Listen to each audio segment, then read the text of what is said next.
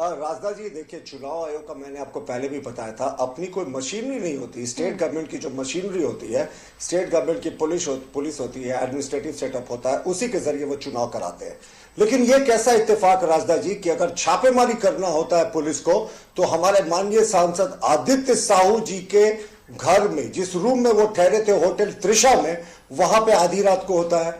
जब छापेमारी की बात होती है तो हमारे नेता, कार्यकर्ता, विधायकों के रूमों की तलाशी ली जाती है, लेकिन एक जेएमएम के नेता और एक कांग्रेस के नेता का बता दे जिनके यहां पुलिस ने छापेमारी की हो। तो कानून सबके लिए बराबर होना चाहिए। मैं बस 1 मिनट में, बड़े भाई राकेश सिन्हा जी ने कुछ पॉइंट्स उठाए थे, मैं उनका जवाब दे दूं। इन्होंने कहा था कि 1932 को राजभवन ने लौटा दिया, लेकिन और जो नियोजन नीति थी वो जाके आगे रद्द हो गई। तो इनको बताना चाहिए कि 1932 के खतियान को जब ये लेकर आ रहे थे, तो मैंने पहले भी कहा ये एक सरकारी आदेश से जारी हो सकता था, इसके लिए विधानसभा में भेजने की आवश्यकता नहीं थी। लेकिन इनको ड्रामेबाजी करने की आदत थी ना, तो ये गए और लॉ डिपार्टमेंट ने विरोध किया कि 1932 का खतियान में भी चेंजेस कीजिए जो कानून लेकर जा रहे हैं, और नियोजन नीति में भी आप चेंजेस कीजिए, नहीं तो ये कानून में नहीं टिकेगा। क्या हुआ? नियोजन नीति कानून को उच्च न्यायालय ने रद्द कर दिया।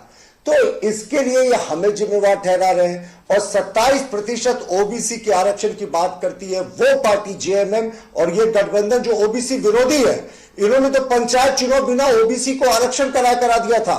चंद्र प्रकाश चौधरी जी सुप्रीम कोर्ट गए, तब इन्होंने हलफनामा दाखिल करके कहा कि अगला चुनाव में ओबीसी को आरक्षण देंगे, लेकिन पिछले दरवाजे से नगर निकाय का चुनाव भी कराने लगे बिना ओबीसी को आरक्षण दिए।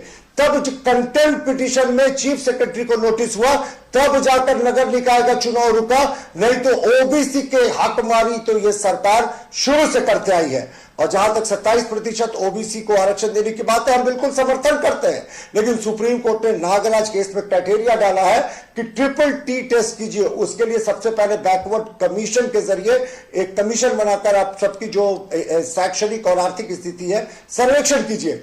तो वो बैकवर्ड कमीशन के जरिए सरकार ने करने का निर्णय 2 महीने पहले लिया। अफसोस राजदा जी, आज भी बैकवर्ड कमीशन में अध्यक्ष की नियुक्ति नहीं हुई है। तो ये पिछड़ों के लिए घड़ियां लिए आंसू बहाने वाले लोग हैं। और देखिए, जब इन्हें लग गया कि डुमरी चुनाव में ये बुरे तरीके से पिछड़ रहे हैं, तो इन्होंने अपनी ए टीम के स्टार प्रचारक असदुद्दीन ओवैसी को उतार दिया। ओवैसी का क्या काम होता है? वो आते उत्तेजक भाषण देते हैं, हिंदू मुस्लिम करते हैं, मुस्लिम वोटों को कंसोलिडेट करते हैं, और INDIA का गठबंधन जो है उस फसल को काट कर ले जाता है। लेकिन तो ये तो अपने स्टार प्रचारक ओवैसी को भी जोड़ चुके हैं। टीम है,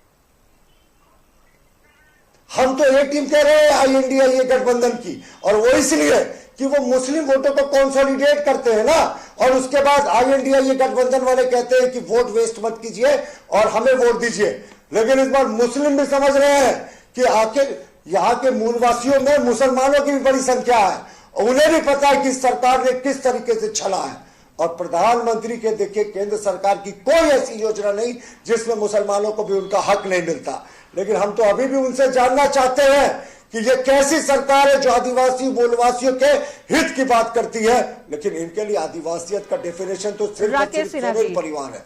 यानी कोई माइनिंग लीज देने की बात हो, बस फाइनल लाइन, माइनिंग लीज या कोई भी लीज देना बात हो, तो वो कोई सोरेन परिवार का ही टाइटल वाले व्यक्ति को मिलता है, या उसी से किसी संबंधी को मिलता। एक उदाहरण दे दे कि किसी शनिचरा मुंडा या शुक्रा ओराव को कोई लीज इन्होंने दिया हो। ये सरकार का 4.25 वर्ष बीत गया। मैंने कहा ना, आदिवासी मूलवासियों को जितने सपने इन्होंने देखे थे सरकार के साथ, सब टूट गए। अब इनको पता है इनको डुमरी में बड़ी हार मिलने वाली है, तो ये प्रशासन के जरिए ज्यादती कर रहे हैं। लेकिन इनको याद रखना चाहिए कि अति का अंत होता है। इंदिरा गांधी ने इमरजेंसी लगाया था और उन्हें लगा था वो एब्सोल्यूट डिक्टेटर हो गए, तो जनता ने उनको धूल चटा दिया। इस डुमरी के उपचुनाव में भी यही होने वाला है, और आज से बड़ी